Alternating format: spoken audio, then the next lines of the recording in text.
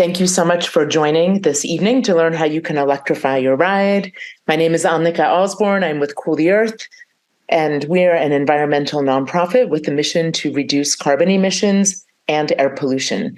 While we are big fans of walking, biking, public transportation, and carpooling, preferably in EVs, with our Ride and Drive Clean collaboration, we work to advance the adoption of electric vehicles, both EVs and e-bikes, in a fair and just marketplace. Thank you to the City of Palo Alto Utilities for sponsoring this webinar and our current EV and e-bike discount campaigns. And thank you to Jessica from Cartelligent for joining us tonight to talk about the EV discount campaign and answer any questions that you have about the EVs that are included in the campaign. Jessica, are you there? Give a little wave. We'll talk a little bit about the benefits of driving electric. We'll talk about incentives, including our Ride and Drive Clean EV discount campaign. We'll do an EV showcase with, showcasing the most popular and some coming EVs. Then we'll talk about how to EV, which is mostly charging. And then we'll talk a little bit more about what our organization does. At the end, we'll have a Q&A session. So welcome, everyone. Oh, I did want to let you know that there will be a lot of information tonight. And so not to worry, we'll be sending a follow-up email tomorrow. It will come from info@Ride and Drive Clean, and it will have a PDF of this presentation. We are also recording this presentation, and the City of Palo Alto Utilities will be posting the recording on their website in a few days, definitely by Monday. And so if any questions come up during this presentation, feel free to put them in the chat. I can sometimes manage those. If you have a burning question that's like really coming up on a particular slide, feel free to just raise your hand and I'll see that and call on you, or you can just unmute and ask the question if need be. Otherwise, we'll save those questions for the Q&A at the end. All right, let's dive in. So there are many benefits to driving electric. In California, our passenger vehicles are the single largest source of GHG emissions, representing up to 50% of our individual carbon footprint. So when we switch from a gas car to an EV and plug into clean energy like we can do here in the Bay Area, we are taking impactful climate action by reducing carbon emissions and air pollution, both which disproportionately impact priority communities. And in addition to reducing our impact on the planet, there's no sacrifice when you go electric. We can save time, money, and improve our driving experience with an EV. And an EV can even help with backup power when there's a power outage. So although early EV drivers paid a high premium for electric cars, today's EV owners often save money. And here are some reasons why. It costs much less to fuel an electric car. Fueling a gas car can be 2 to 3 times more expensive than fueling an EV, depending upon where and when you charge it. And electricity prices tend to be more stable than gas prices, as we've seen in the last 2 years. In addition, maintenance costs are 40% lower for EVs. It's basically adding windshield wiper fluid and rotating your tires. And then there are the standard incentives available for up to $7,500, which can bring down the cost of purchasing or leasing an EV. And I'll dive into these incentives right now. So there are currently 4 types of incentives that can save you up to $7,500 and maybe even more when you buy an EV. There are additional grants and rebates available for both new and used cars, new EVs for people who qualify. We won't be going into great detail on those today, but if you want to ask me any questions during the Q&A, I know all about those. So the federal tax credit was revamped last year. It's now called the Clean Vehicle Credit. And there are new qualifications for this tax credit, which we will review on the next slide. And new this year also, there's a tax credit for used EVs.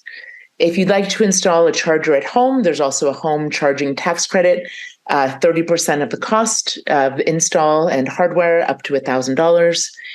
And there are some utility and CCA incentives. Kind of depends upon where you live. Currently, if you're in PG&E territory, which just means you receive a bill from PG&E, you might get your electricity from EBCE or from MCE or PCE, but as long as you get your bill from PG&E, you would qualify for $1,000 off on a used EV, up to $4,000 depending upon your income. And then Ride and Drive Clean is offers quarterly EV discount campaigns with our partner Cartelligent, and we are in the middle of one right now. It's exciting, and we'll be talking a little bit more about that in the next few slides. So these savings calculators that are listed here are a really great idea for everybody to check out. You can put in your household income and your zip code, and you'll find out exactly which incentives you qualify for. So before I dive into the federal tax credit, I want to emphasize that I'm not a tax expert, so you may want to verify that you qualify for this tax credit with a tax professional. The Clean Vehicle Credit is a tax credit against your tax liability for up to $7,500. You cannot split that between multiple years. It has to be 1 year. In order to qualify, the following are the requirements. The EV must be purchased or financed to receive the credit. It must be assembled in North America. There are both vehicle price limits and income limits. The income limits are on your modified adjusted gross income, either the year it was delivered or the prior year. Also, EVs will need to meet both the critical mineral and battery component requirements to qualify for the maximum available credit. It's broken up into two smaller tax credits. So for some of these EVs, you only get $3,750, and for others, you get the full $7,500. And I'll talk a little bit more. Oh yeah, so this website right here is the place where you can go to find out exactly which vehicles qualify for the federal tax credit. And you can also look at this list. I'll leave this up for a minute here. These are all of the vehicles that currently qualify for the tax credit. And I do want to let you know that starting on January 1st, 2024, some of those battery requirements are going to become a little more stringent. So the cars that you see here, right now, might not all qualify in 2024, or some of the federal tax credit might be reduced. So it's kind of good to know. Yeah. Just good to have that in mind. Like I noticed, for example, on the Tesla website, they're saying, currently these are the cars that qualify for $7,500, and next year some of them might not. About source of electricity. Okay. So these credits, the federal tax credit it was renewed last year, and it'll be available for 10 years. I guess we're almost getting to the end of the first year, so 9 more years after this. So that's really great. Yeah, what had happened with the last tax credit, which was also available, I think, for 10 years, is that they only allowed it to go on for, I guess there was a maximum for manufacturers, so only for their first 200,000 models sold, but that went away for this one. So that's really nice. There's no maximum vehicle per manufacturer anymore. Okay. So while the Clean Vehicle Tax Credit has lots of restrictions, there may be a way around all of these requirements. So if you lease an EV, the dealership may pass on the $7,500 lease credit when they figure out your payments. There are fewer restrictions. So like there's no income cap, and the EVs can be manufactured in other countries as well. You'll want to check with Cartelligent and local dealers to make sure that the car that you're interested in does actually have a lease credit available. Also, I just want to touch a little bit more on that new rebate for used EVs. It does have some stricter income limits than the regular tax credit, and it's available for up to $4,000, 30% of the price. The vehicle price cap is $25,000. And I have the income limits listed right here. About a year ago, it was really hard to get a used EV for under $25,000, but now there are many more on the market. And I think that EV market the used market is really growing. We'll talk a little bit more about that later in the program. Starting in 2024, the consumer can ask the dealer to take the tax credit, and they will pass it on to the buyer or lessor at the point of sale as a rebate, which will be super helpful for the down payment. I have heard, though, that if you make more money than they allow, you'll have to pay that back when you do your taxes. So you want to make sure that you qualify for that in 2024. I think they'll be giving us more information on that as we get closer to the date. Okay, so I want to talk a little bit about our EV discount campaign now. So just I want to talk a little bit about why we do these. So of course, one of the biggest barriers to getting an EV is the cost. And it's really that initial cost, because we know that people, once they have an EV, are saving money with an EV. I'll just give one quick example of that. I ran into a friend who he's had an EV for 3 years.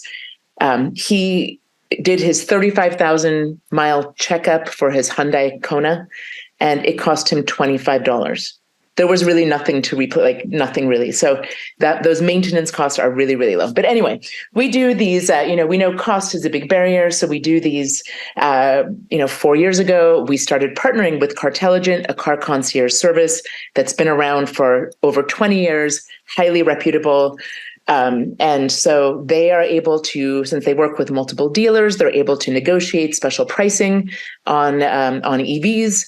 So we're really pleased. We've done several discount campaigns with them. And, while we had some challenges during the pandemic, it was really hard to get EVs at affordable prices during that time. We're back in better days now when it's easier for Cartelligent to negotiate great pricing on EVs and great discounts. So I'm going to pass it on to Jessica right now. She's going to talk a little bit about our EV discount campaign going on now. Hey, everybody. I'm Jessica from Cartelligent. As Annika mentioned, we've been working together for 4 or 5 years now. I'm personally excited to help more people get into EVs. Just a quick testimonial to what Annika just said. I just personally purchased my first EV, which is an ID4. And I calculate that I'm going to save about $70 a month. Just on not spending all that money on gas that I used to spend, not to mention the oil changes and everything else. And just another personal note, I do personally live in an apartment building, so I don't have access to charging at home. But I have been able to use the Electrify America free charging network. You get half an hour, and it's really easy to just charge. They have them at like grocery stores and stuff, so you can just charge while you're doing the things that you would be doing anyway. So my quick plug for EV ownership. What Cartelligent does is we help people get in the right car, and we help them get a better price than they could get themselves. Normally, we charge a fee for that. We charge $595. But because of our partnership with Ride and Drive Clean, and because we actually really care about getting more EVs onto the road, we waive that fee for people who come in and do one of the featured cars that's in the program. If you want something that's not featured in the program, no problem. We can still get you a great price, and we will give you a discount. So it'll be $495 instead of $595. One thing just to note is that today is November 1st. And those of you who are not in the car industry don't understand this, but manufacturers list new rebates every month on the 1st. And so I've spent most of today working with our purchasing team to get up-to-date numbers on all of these cars. And so Annika does not have absolutely up-to-date slides on everything because my purchasing team has been working really hard to make sure. So I'm going to read some stuff off of an email that my purchasing team has been working all day on. And so I'm going to have to not see the Zoom, Annika, so I may not be talking about the right thing. So bear with me a second. If you could just tell me, Annika, what car we're talking about. Right now, we're on the Audi Q4 e-tron. All right, cool. So the Audi Q4 e-tron is in great stock. That $1,500 Costco rebate that's shown there has been extended through November 15th. So that's not going to be available for the entirety of the November campaign. But if you were a Costco member before October 31st, you can still save an additional $1,500 if we get the contract done by November 15th. So if you're interested in that and you're a Costco member, highly recommend going ahead and getting that, getting started now so that you can take advantage of that extra $1,500. And the pricing on that hasn't changed, so we're still able to offer well below MSRP price. Audi is still offering the $7,500 rebate on the lease.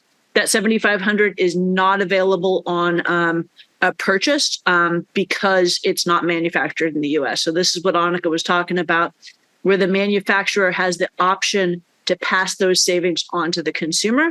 And in the case of all three of the cars that we're featuring, the manufacturer has chosen to do that. So that's the pricing on the Audi Q4 e-tron. It's a great car. It's great looking. It's actually really well priced, drives well, and it also comes with the 2-year free charging from Electrify America. What's the next one, Annika? The next one is the 2024 Hyundai Ioniq 5. Awesome. So the 2024 Hyundai Ioniq 5, the original deal was 2023. So there's a little bit of a price discrepancy because we're doing the 2024, which is a newer model that has some really great features to it. One thing that I'm super excited to share is that Hyundai has extended the free home charger special offer. So not only do you get a Hyundai free charger, they'll give you $600 to get it installed. It also comes with the Electrify America 2 years free charging. So you get all of that free charging. I mean, you do have to pay for your electricity. And if you currently have a 2016 or newer Honda, Toyota, Subaru, Chevy Volt, or any Tesla, there's an additional $2,500 that we can help you take advantage of. There's also $7,500 lease rebate. And there's some additional rebates based on which trim you get, and those range between $2,000 and $5,000 depending on which specific trim level you want. And trim level, for those of you who don't speak car, is when you go to the Hyundai website and you configure it. They say this model comes with these features. This model comes with these features. There's the SE, the SEL, and the Limited. And so those the different trims. That's what they call those. Jessica, did you have a starting MSRP on this? Not on this lovely email that I have open, but we could Google it really quick. I looked it up. I wasn't sure, but it's this. I think it's the same. It's like in the 41,000 range. Yeah, probably. That sounds about right. Okay.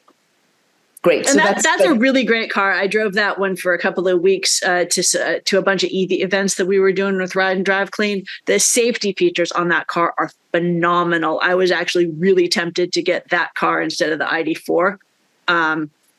But the ID4s are really pretty blue. So that was a deciding factor for me. And we'll talk about this in a couple of the real cool things about this car is that it has super fast charging. So if you're on a road trip, your stop will be like 20 minutes to go from 10% to 80% of your battery, which is really fast and great. Also, it has a bidirectional charger, which allows for a vehicle to load situation, which means you can plug in an adapter to this car and plug in an extension cord and power up your refrigerator or other large appliance from the battery of this EV. So very, very cool. All right, moving on to the Lexus 2023 Lexus RZ 450e. This is a great car. It's Lexus's first all-electric car. They were a little bit late to the party, but they're making up for it with this car. Very well-equipped car. And the great news is that lease rebate actually got even better. There's a $15,000 15000 lease rebate available for both 24 and 36-month leases. They're also offering pretty good finance terms if you do want to finance, 2.9% for 48 months, 4.49 for up to 60. This is another car where if you do decide to finance, you won't be getting that $7,500 tax credit. My personal advice is even if you're going to keep the car, I would lease. You can lease it and buy it out, and then you still get that $7,500. Okay, moving on to the Volkswagen ID4. That's the 2023, right? I believe so. Yeah. Okay. So anyway, this is the one I just got. So obviously I'm a little bit biased on this. It's a gorgeous car, very well equipped, fun to drive. We're able to offer them at $4,000 off MSRP, which is obviously a great price. And there is a $7,500 offering with a lease. There's additional money on a lease depending on which, if you go all-wheel drive or rear-wheel drive. So it's $8,000 total if it's rear-wheel drive. It's $9,250 total if it's all-wheel drive. So again, great price, great car. This one is built in America. So you can get the $7,500 applied to your tax rebate if you decide to buy instead of lease. All right. So, how to get started with the EV discount campaign. So, this is actually a screenshot of our website, but I'm going to go off this really quickly. So, this is our page. If you go to Ride and Drive Clean EV discount campaign, you just go to the Save Money tab and click on EV discount campaign. You'll end up here. And you can review. So we're going to be updating this page. So I don't know if everybody knows this, but we had an EV discount campaign going on last month for the month of October. So we're updating it for November. So some of the same cars, some things have changed a little bit. We'll be updating this page. So when you come back to this page on Monday, you'll see the new cars. But that does not mean that you can't get started. This is a great time to sign up. So if you just scroll down, you can put your name down here, all this information, and let Cartelligent know if you're interested in having them contact you. What is it, between 24 and 48 business hours on business days or whatever, 2 days? They don't always work on the weekends, is what I'm trying to say. So make sure you they should contact you pretty quickly. And if you're just interested in learning about this and you want to know about future discount campaigns, you can sign up here as well. You just submit this, and then Cartelligent will contact you. Okay, going back to the slideshow here. So we're kind of done with talking about how to save money with an EV. Now we're going to talk about how to save time. As I mentioned earlier, I didn't actually mention this earlier, but with an EV, you can get access to the HOV lane as a single passenger. So you can whiz by all those other cars. It looks like that program is going to end at the end of 2025, but you still have a couple years to take advantage of that decal. And you'll never have to wait in line at a gas station again. And that's something that that was part of my life. It wasn't really a big deal. I would go to the gas station once a week, but it's really nice to drive right past that gas station and not have to drive in and wait in line and, deal with that. So for many people, it's convenient to charge at home or at work. And EVs offer, as I mentioned before, very low maintenance and efficiency. While there are over 2,000 moving parts in a gas car, there are fewer than 20 in an EV. You might even get VIP parking once in a while. I noticed that at shopping malls and parking garages and workplaces, oftentimes the EV charging stations are located right up front. It's really nice. Actually, I was just down in LA for the weekend with my EV, and you enter at a kind of unknown parking garage and kind of have an idea that there's EV charging, and usually it's right when you drive in and it's easy to locate. So that's a nice advantage, and you get, takes less time to park. And EVs are a little more fun to drive. What I really like is the extra torque or power that you get when you drive an EV. So when I'm, getting on the freeway on that on-ramp, I love that I can just kind of zoom right in there, accelerate, and get in there. And then I can also, if I want to switch lanes, just kind of power up a little bit and glide right into where I want to be. It makes it feel very safe also because you just have that extra power whenever you need it. Another thing that makes it feel really safe is the regenerative braking. So when you take your foot off the accelerator, your car automatically slows down. To me, that I feel like if there was ever going to be a collision, you're already slowing down when you take your foot off the accelerator. So it feels a little safer. The quiet and smooth drive makes for great conversations when you're on a road trip. And I love the high safety ratings of EVs. Some people get worried about buying an EV because they won't be able to power them during power outages, but EVs can actually help during a power shutdown. And just as a note, gas cars cannot, you can't refuel with a gas car either because the gas pump requires electricity to pump the gas into your car. Anyway, you can plug an inexpensive 300-watt inverter into the accessory port and power up small appliances like your laptop, LED lights, cell phones. That's the red box in the image on the left right there. I have one in each of my EVs. It's super handy. Sometimes just when we lose power during the day, I can just go sit in my car or next to my car and power up my computer and my cell phone just to make sure I have what I need. But when we lost power 3 years ago, I guess it was 3 years ago, around this time exactly, in San Rafael, we lived by candlelight for two nights. We're campers, so we can kind of hang with that. But But after a few nights, I decided to plug in an extension cord and a bunch of string lights. So we hung them up in our living room. So we had a little bit of comfort. That was really nice and handy. But while that low wattage inverter cannot power up your refrigerator, there are some new EVs that are out this year that actually came out last year. The Kia EV6, the Hyundai Ioniq 5 that we're featuring in our EV discount campaign, and the Hyundai Ioniq 6, as well as some others that I'll talk about a little later. They can, because they have higher wattage bidirectional charging, and can charge up to 1900 watts. That's what we're seeing in the middle there. That's the adapter that you would plug into these cars, and then you can plug in an extension cord right into that adapter. The Ford F-150 Lightning can be integrated into your home's electrical system to provide backup energy to your home. It acts like a generator at home and a battery on wheels when you need electricity away from your home. And then to the right, the technology around inverters is advancing very quickly. There are several companies working on vehicle-to-home energy management systems. So just imagine when you come home at the end of the day, when electricity is expensive and not so clean. Usually it's expensive from 4 p.m. to 9 p.m. You'll be able to, with one of these inverters, you'll be able to plug in your car and power up your home in the evenings. And then when electricity becomes less expensive and cleaner, you'll be able to power it up with electricity from the grid. So it's a two-way battery system, and it will manage all of your electricity. It's really quite fascinating, and we think in a year or two this technology will be moving along rather quickly. It will help our grid stabilization as well. We're excited. So before I start talking about all of the different EVs out there, I wanted to talk a little bit about the batteries because these questions come up pretty often.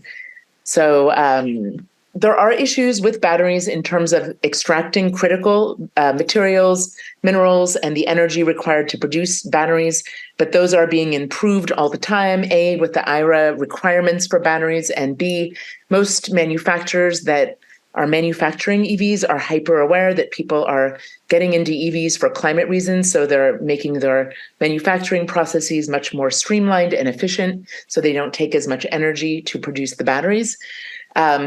But these issues that we have with batteries pale in comparison with the extraction, transportation, and burning of fossil fuels. The good news about EV batteries is that besides some of those early Nissan Leafs, there's very little battery degradation. We might see 5 to 10% in the first 3 years of owning your EV, and maybe up to 20% in the first 8 to 10 years of owning an EV. All EVs in the United States come with a warranty. The battery has to have at least an 80% range or charge capability for the first 8 years or the first 100,000 miles, whichever comes first. But when the battery goes below like 80% of its capacity, maybe after 8 or 10 years, the range for your day-to-day uses, you just might not be able to drive it as far. So you may have to stop and charge a little bit more when you're on a road trip. But I'll give an example. My first EV was a Tesla Model 3 that had a range of 240 miles. And after 4 years of owning it, and I think I had close to 60,000 miles, I was only getting about 226 miles on my charge. That was fine for my day-to-day driving. It was fine really for shorter trips, but it was just if I was going to do a longer trip to LA or Portland, I just had to stop a little bit more frequently. But it was really not such a big deal. So once the range goes below your own range needs, I'm sure you'll be able to sell it on the used market. And EVs, really have been holding their value on the used market. But then there's the second life of EV batteries, using them for stationary storage, which is something that our utilities are very interested in. So there's a lot of research being done now to, how do we transform these car batteries into stationary storage to help grid stabilization, and to help boost energy during those times between 4 and 9 p.m. And then at the end of the life of its battery, of the battery life, 98% of the materials, even those rare earth minerals, can be recycled, or not necessarily recycled. It's more they'll be purified and reused. So we're hoping there are some projections saying that due to the recycling of all lithium ion batteries, and that's not just EVs, that's our cell phones, that's our laptops, that's all of our electronics that have lithium ion batteries. If we can pull those rare earth minerals out of all of these batteries, we can reuse those minerals in future EV batteries. And we're projecting that like 1/4 of the batteries will be containing these recycled materials. So that's some really good news. Good to note also, of course, Tesla has a recycling center already for batteries out in Sparks, Nevada. And then there's another recycling center called Redwood Energy out in Nevada as well, very close by, where they already have a whole system set up. We had a call with them a few weeks ago where they are already recycling lithium ion batteries. And it's great to see their facility and that it's already happening. We think this is going to be a huge industry as well. For now, most of the EV batteries that were ever created are still in the EVs, so it's not as much of an issue, but we know we want to think a little bit on, for the whole life of the EV battery. Cradle to grave, I think we call it. Okay, so in the US, there was a 50% uptick in EVs sold in 2022. As I mentioned, 1 out of 4 cars sold in California this year is an EV. And when you can see all the models available and the ones coming, you can understand why. So most fully electric EVs offer 200 to 300 miles of range. Some will go even farther on one charge. So that means you can go from San Francisco to Tahoe with a short 10 or 15-minute charge break. And in some EVs, you don't have to stop at all. On the way home, because you're going downhill and we have that regenerative braking where you're actually charging your battery when you're going downhill or when you're not accelerating, you probably won't have to stop and charge at all. You can also go from like Walnut Creek to Sacramento and back without thinking about charging. And this was really not the case until 2017 when my first car here came out, the Chevy Volt. So in this next section, I'll be doing an EV showcase with lots of new and a few coming EVs. The prices listed here are MSRP, are the base MSRP. And since there are additional incentives available, the actual cost can be lower. I've starred the ones that qualify for the federal clean vehicle credit for purchase. So the Bolt is really the best deal in town. It's super fun and peppy to drive. In 2017, it was the first long-range EV that came to market under $40,000, and the price has come down significantly. There were rumors that they were going to discontinue this car, but they changed course, and they will be coming out with a 2024 Chevy Bolt. So lots of people are excited about that. Unfortunately, the inventory is really low on the Chevy Bolts, so that it's a little hard to get your hands on one. But I think if you're persistent, you can, you're flexible on color and trim and all that, it might be easier to get one. Jessica, do you have any comments on that? Since I know you deal with this all the time. Honestly, the Chevy Bolt looks great on MSRP. But if you're looking at a lease, I think there are better deals out there. Chevy has a very high interest rate on both the lease and the finance. And so the payments are not as aggressive as you would think. If you've got money and you can just pay the whole thing off and you can find one, great. But I think that there are better deals for prices that for cars that you would think you might be priced out of. Can I ask this question? I'm unsure of this, but if you lease a car from GM, for example, a Chevy Bolt, can you then transfer that lease to like your credit union or can you transfer that lease? I know I did that with our first Tesla. We financed it and I just brought it over to my credit union, which actually gives discounts on EVs. You can buy out any lease at any time. I think that you need to wait 6 months in order to keep that $7,500 tax rebate. I'm pretty sure it's 6 months. But let's say that you got the $7,500 and you were leasing and you wanted to buy it out. You can call up Chevy and say, hey, I'd like to buy out my lease. And you can write them a check for whatever it's called a lease payoff. and you can use the money from your credit union or whatever you like. I actually just got out of, I was in a Subaru Crosstrek. And so Cartelligent actually helped me, which we do for clients, not just for me, pay off that lease. So I didn't have to write a big check to Subaru. And I was able to actually pull a little money out of my Subaru and put it as a down payment on my ID4. That's the case right now for some cars. Used car pricing's been a little bit inflated, but that's definitely an advantage that we offer, that sometimes we can help you get out of your lease early and or pull a little bit of money out for you. That's great. And so for purchase, you can do the same. So if you finance it, you could probably just pay it out, get a loan from your credit union with. Or you could, I mean, if you're financing it, honestly, I would just get it from your credit union to begin with. One of my best friends just used us to get not an EV, but she wanted to pay for it with her credit union, and we just did the whole thing straight from the credit union. So absolutely, that's an option. Nice. And you might get a better interest rate if you go through your credit union. But yeah, just don't be scared by that MSRP. Because some of the other cars could still be a better payment, or could still be a great payment, even though it's a significantly higher MSRP. If you're leasing. Yeah. That's a really interesting thing. Like when you're leasing, there are some great lease deals out there. And I'm just going to say straight up, like tell a little bit my thoughts on this. Like I've always been a purchaser. For the most part, I've always purchased. But my thought on this is like, sometimes there are really great lease deals and it just makes more sense to lease than it does to purchase. So just depends on what we have going on. And now, my personal 2 cents is anybody that's getting an EV, I would lease, even if I intended to keep it long-term. One, because of the 7,500. But I mean, for most people, you look at what the range was 3 years ago, and then think about what the range is today, and then think about what the range is going to be in 3 years. Why do you want to drive a car that doesn't have a great range? It's like, I just got a new iPhone because the battery was dying.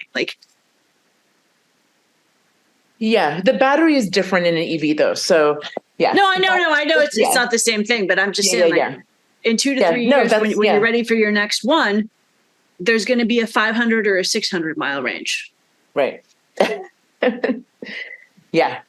It's good. Yeah. It's good to think through this and decide what is best for you, whether you purchase or lease, and like what makes most sense. But on this topic, what's really great is that EVs are always coming off of their leases. So because many people have tended to lease, so that's a good thing to know that there are many cars that are always coming off leases if you're interested in a used EV, which I know a lot of people are. Okay, so here are a few popular models that you've most likely seen around.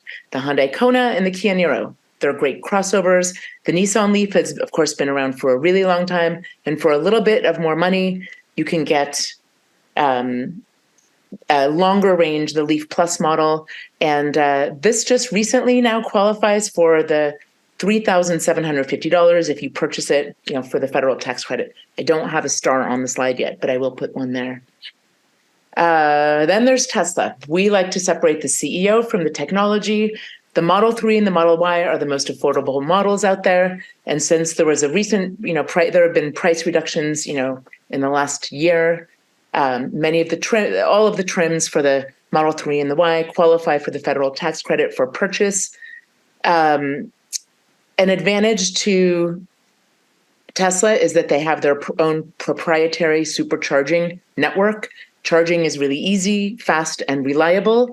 The good news on that is that the Tesla charging network, there's a separate standard for charging for Tesla. And I think a lot of the EV manufacturers have realized that Tesla is very reliable. So starting in 2024, they're going to be providing adapters for people to purchase if you drive any EV. So you'll be able to use those Tesla superchargers, which is really great. And in 2025, almost all of the manufacturers will be putting in that. I don't want to call it a Tesla port. It's actually now called the North American Charging Standard. They'll be putting in that port into all EVs. So everyone can benefit from the Tesla supercharging network. Tesla was smart. They make cars, so they make the charging stations as well. And since they want to sell more cars, they want to make sure their charging stations work. So it's not quite the same with the other EV or the other charging networks, unfortunately, yet. So Tesla has a little bit of an advantage there. The Tesla Model Y offers 3 rows of seating as an option. So you could actually seat 7 people in that car. The cars on this slide all have bidirectional batteries, so you can power up a refrigerator or other large appliances with this car for a week or so. No need for a generator at home. We're very excited about some of these crossovers. The EV6 is a very cool looking car. It came out this year, actually. The others came out last year, but they're all really cool looking cars.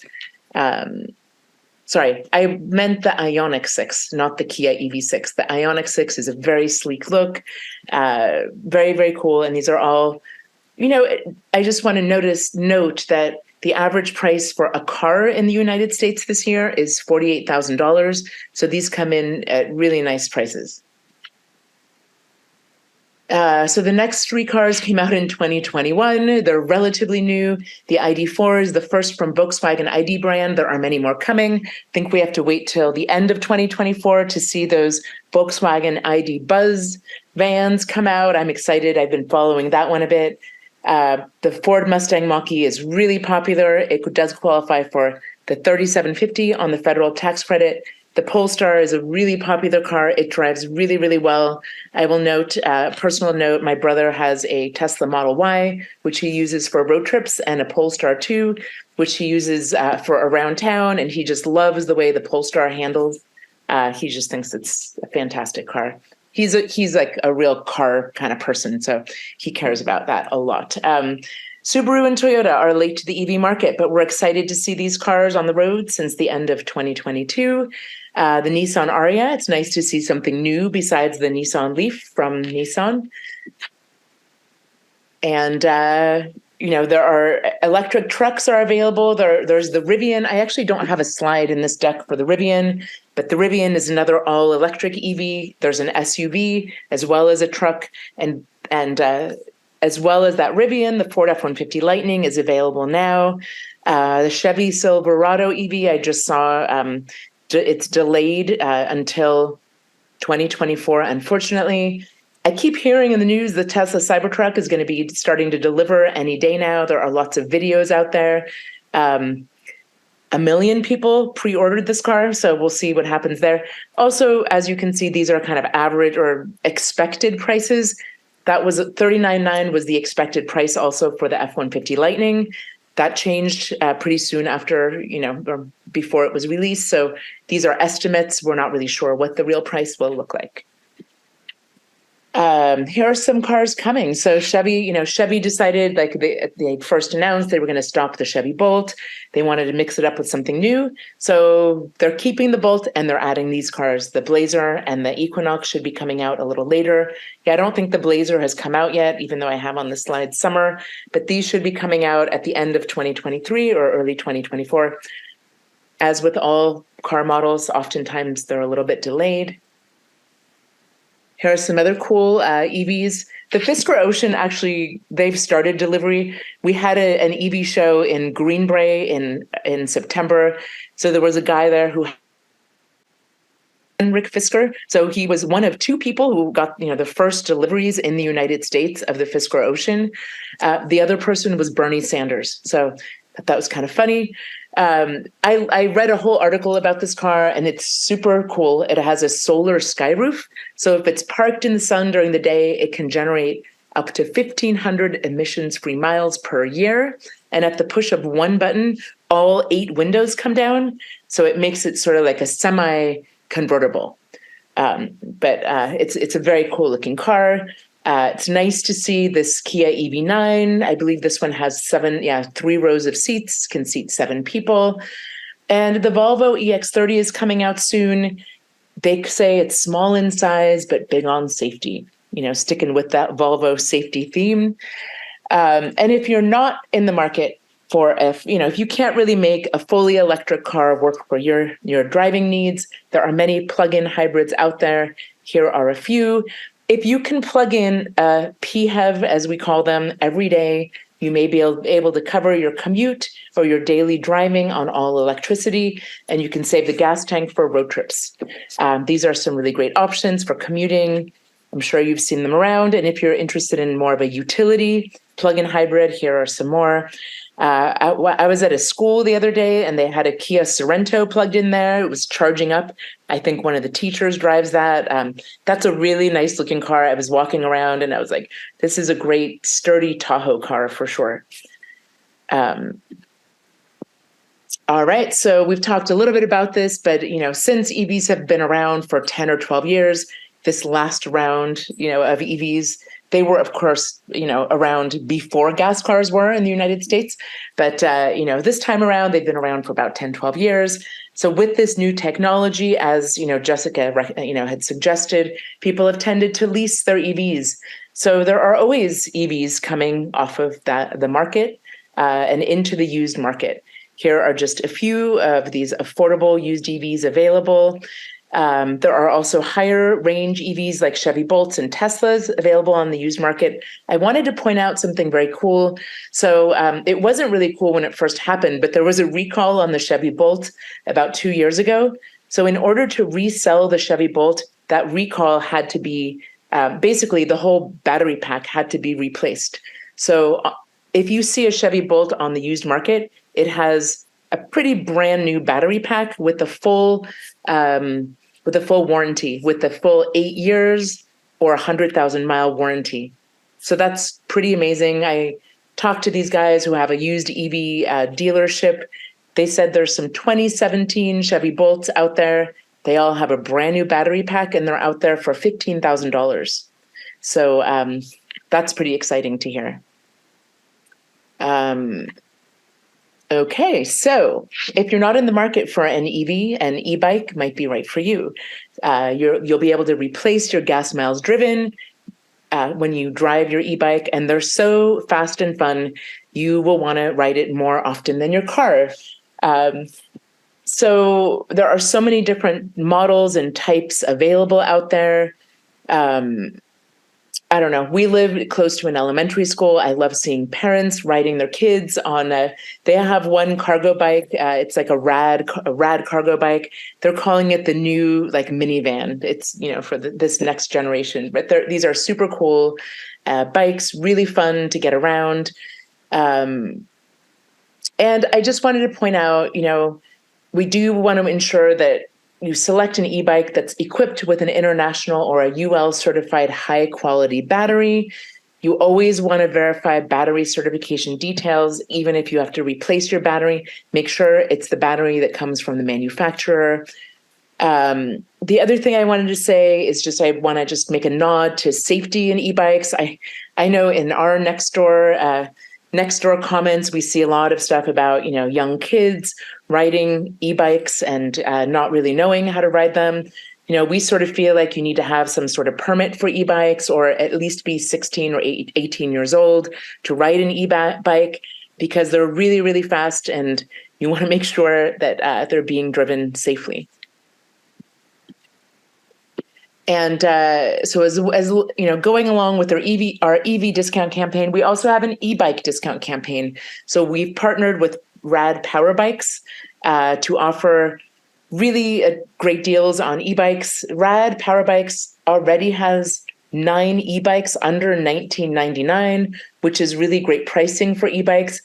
If you go into your typical e-bike shop, oftentimes you won't find an e-bike under $2,500 and they go up to $10,000. So 9 e-bikes under $1,900. And in addition to that pricing, through the end of the year, Rad Bikes is offering the special discount campaign with us for $400 off, the value of $400 off. It's $99 off, the price, even on their sale bikes. Some of their sale bikes are like $13.99. So really nice.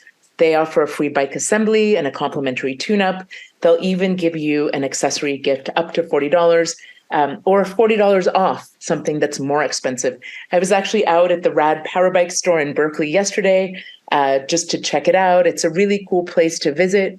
I have the address there. In order to take advantage of this of this discount, you have to either visit the store in Berkeley or make a phone call and place your order over the phone. In order to sign up, it's similar to the EV discount campaign. You go onto our website and click on e-bike discount and fill out the form, and then you'll receive a code, and you can bring that code with you to the store or when you call in.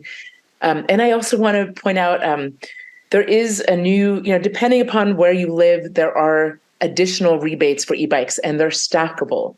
There's one particular e-bike rebate for people who commute on the Richmond-San Rafael Bridge that's available. And then there's a state rebate that's coming out. They're really just kind of piloting it right now. And Rad Power Bikes is one of the stores that is piloting it with the state. They're right now sort of like verifying e-bike dealers, but they're they're income qualifying. And for a basic e-bike, it's $1,000 off. So if you stack that with some other rebates, you might be able to get an e-bike for free. And if you decide to get a cargo e-bike, it's for up to $1,750. And if your income qualifies, it'll even go up to $2,000 off of an e-bike. So this is a really affordable option for people who aren't ready to get a new car right now, but a great way to reduce your vehicle miles driven and the fun, the joy that you have in your lives. Everyone says, if you get that e-bike, it just brings more joy. Okay, so a little bit of an overview on charging. So people do get worried about charging an EV, but for most people, 80 to 90% of charging is done at home or at work. Charging at home is easy. You just plug in the charger that comes with your vehicle into a standard 120 volt outlet. There are no install costs besides perhaps a heavy duty extension cord. It will give you 25 to 40 miles of charge in 8 hours. In the Bay Area, on average, people drive 25 miles a day. So this easy solution called Level 1 is a great option for most people. In fact, one of the program directors at Peninsula Clean Energy pointed out in a recent meeting that he did a study of all the people who drive on the peninsula, and Level 1 would be ample for 94% of people who live on the peninsula. However, if you do drive more than 40 miles a day or 50 miles a day, we recommend that you install that you first look into workplace charging if that's available. And if you do go to a place to work, and if not, install a Level 2 charger at home so that you always have enough electricity, and it's easy. For both of these, you'll want to, just talk to an electrician. We have an online resource in our buying and driving guide that will help you determine the right charging station. But I do want to point out that charging an EV is different from filling up your gas car. With the gas car, I would sometimes let it go down to 1/8 of my gas tank. And then I would just go and fill it up, and then I would use that up at the end of the week. But with my EV, I plug it in every day. I set the computer so that it charges energy up if I can. So you can just set it to charge whenever you want it to charge. So that's really great. And but I'm just kind of topping off what I've used each day. So I'm going from about 60% of charge to 80% on a day-to-day basis. So some days I don't drive at all, and don't even need to charge it. So it's just a little bit of a different model. It takes a little bit getting used to, but most people, when they get their EV, they're like, I have to have Level 2 at home. But really, we recommend that you start with Level 1 and bring it up to Level 2 if you need to.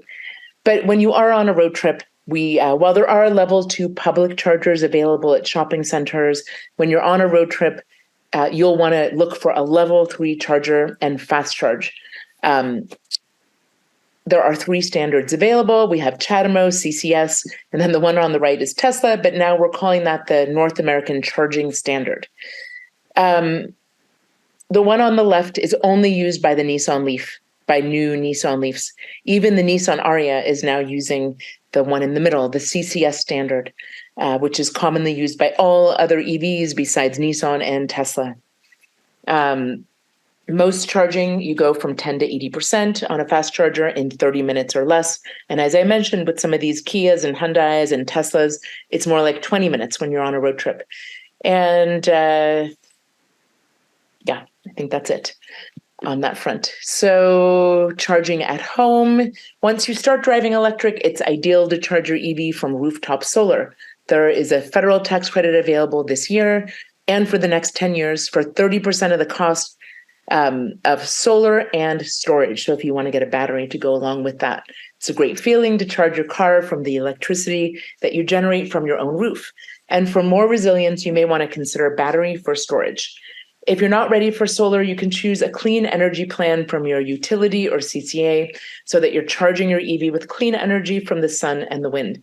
If you live in Palo Alto, CPAU is a leader in clean, affordable electricity and has been carbon neutral for over 10 years. In addition to clean energy, your utility may offer a special reduced EV or time of use rate plan so that you are, paying less during off-peak times. For many people, that is between midnight and 3 p.m. So you pay more for electricity typically in the Bay Area between 3 p.m. and midnight. CPAU and many of the small utilities have a standard rate throughout the time, and they are able to get give you a very affordable electricity. When you're on a CCA, they have these time of use rates. But really, we're trying to move everybody to charging your car when it's available during the day when the sun is shining. We have a lot of solar energy on our grid in California, and if you don't use it or store it while the sun is shining, when the sun goes down, it's gone. So we want to try to use as much solar energy as possible. A little bit, just to give you an indication of why I am saying that, this chart really demonstrates. We call this the green kind of curve here in the middle, the duck curve. And so you can see that we have renewables on our grid between 7 a.m. and 6 p.m. It's probably during the summer because the sun goes down a little earlier. You can see a drop off at 5 p.m. But that's when we really want to use as much of our energy needs as possible. So I do this where I'm now using I set my dishwasher to run during the day. I do my laundry during the day when we have renewables on the grid, because we want to use all of those up first before we move to less clean options. Let's see. Yeah.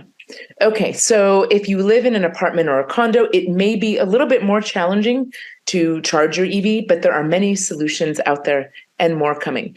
So many people are able to charge on just a regular standard 120 volt outlet if there's one available close to where you park your EV, where you park your EV. Sometimes your property manager might not allow you to do that because if it's on the external part of your of the building, it is a shared goes into a different meter that, and everybody shares those costs. But you could work out some sort of deal with your property manager to pay them a little bit extra. Or there are these new smart outlets available now where you can, it's essentially you put this outlet outside of a standard 120 volt outlet or a 240 volt outlet, and you can use your smartphone to engage with that smart charger and to start your charging session and end it, and you get billed that way so that you're paying only for the energy that you use. A lot of people charge at work when there's lots of clean energy available during the day. Other people use public chargers. And as I mentioned before, on average, fast charging gets you about 70% battery charge in 30 minutes. So, I know a lot of people who are like, it's really hard. I live in an apartment, but I really want to drive an EV. So I've changed my lifestyle a little bit. I found a grocery store that has EV charging. So that's where I do my grocery shopping. So I can, charge while I'm shopping. Or some people are like, I just keep a book in my car and I'm happy to just read my book for 30 minutes when I'm charging once a week. If you have a Tesla, you can get Netflix, you can stream on your screen while you're charging. I like to play backgammon when I am charging my Tesla, and it's a good way to pass the time. So yes, but the other thing that I want to suggest is please advocate to your property owners to get EV chargers. I mean, they're going to become obsolete. Nobody's going to want those apartments or condos if they don't have them. Charging on the road. So taking a road trip is getting simpler all the time. There are thousands of public charging sites that provide fast charging, and using apps like PlugShare and a better route planner, you can map out your route in advance, or you can even use the app while you're on the road. Like if you arrive, like when I arrived in LA last weekend, I'm like, where's the EV charging? I could just pull up PlugShare and find the chargers nearby to where I was going. Let's see. Yeah, so these are the charging networks that offer level 3 charging. So those are the ones that you'll look for when you're doing a road trip, and make sure that you're searching for level 3 charging, fast charging. It's no fun to come to a level 2 public charger where you're getting 25 miles an hour. It's fine if you're going to be there overnight, or if you're there for a meal, you can get, pick up some miles, but really on a road trip, look for those level 3 chargers and practice using them locally before you go on a road trip. Because with these charging networks, we really wish that things were a lot easier and more streamlined for charging. But unfortunately, you have to sign up for all of these different charging networks, and you want to put in your credit card. So it's easy. You don't want to be dealing with that when you're on a road trip. So you want to have these in advance on your phone so you're ready to go when you arrive. A lot of these charging networks do also take credit cards. Some of them, they'll even send you a charging card that you can keep with you. It's really easy. You can just kind of tap it to the charging station when you get there, and it'll start charging.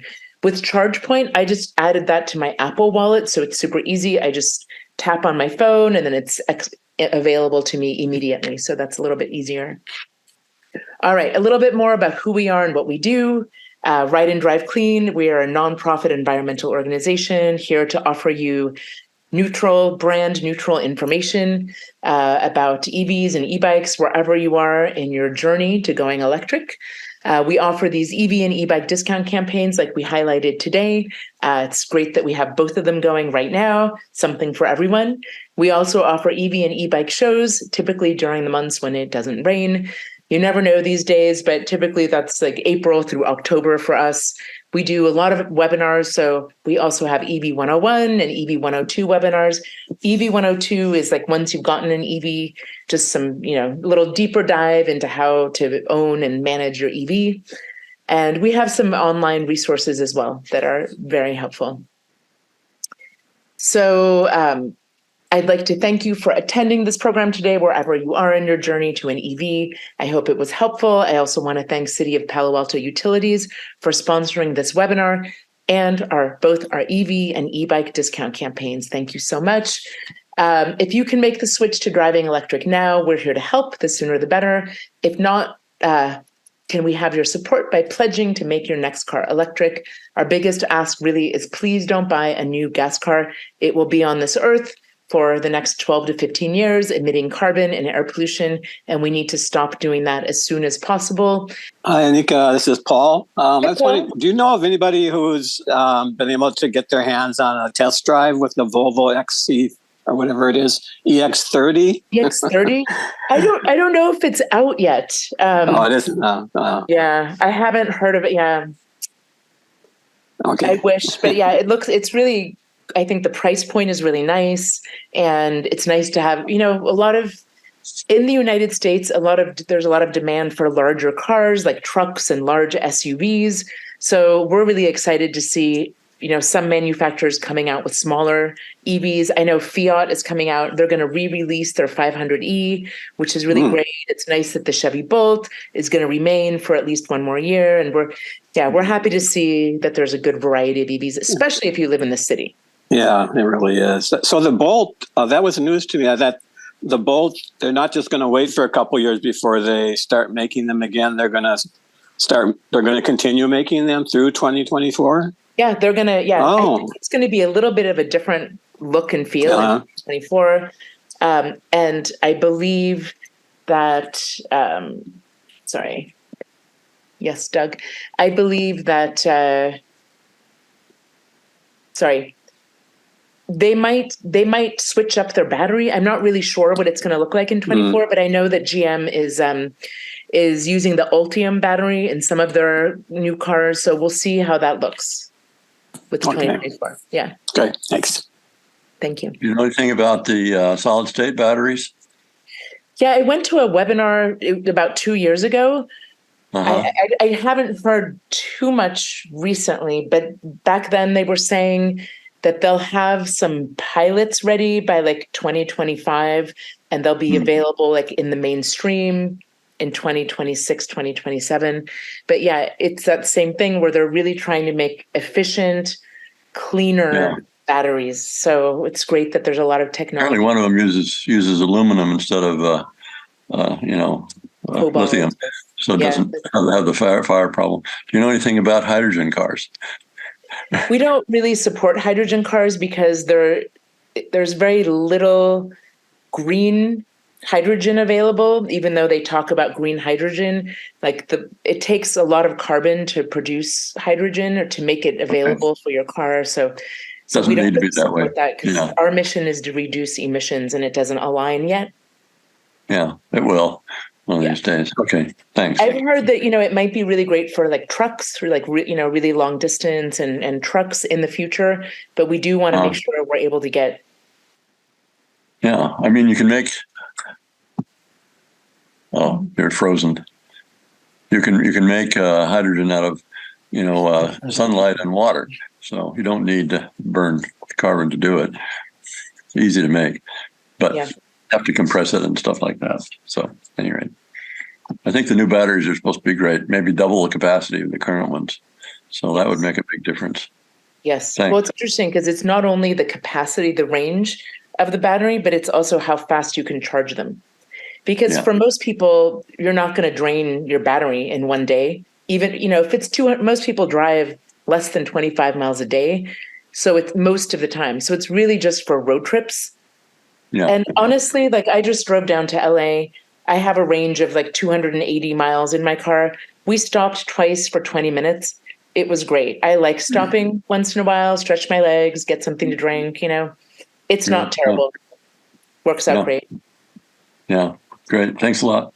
Thank you so much. Roy. I have a question about Cartelligent. Yes. It seems great, but I assume they're a for-profit business. So why did a nonprofit like yours team with one particular for-profit? What are they offering that you can't get in the wider marketplace? That's a great question. So dealers, dealers for EVs.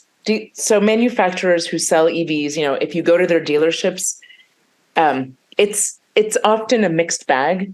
So often it's not always like this. I've been to some dealers where people know what they're talking about, but like when I went to look at a Chevy Bolt before I had gotten an EV, people were telling me the power, the salespeople don't know anything about EVs, and they were telling us, EVs don't have any power. That's the big problem. I went to Subaru. I was a big Subaru fan before, and they were like, "Oh, EVs aren't ready for prime time. Like they're not ready yet. We'll have to wait 5 years."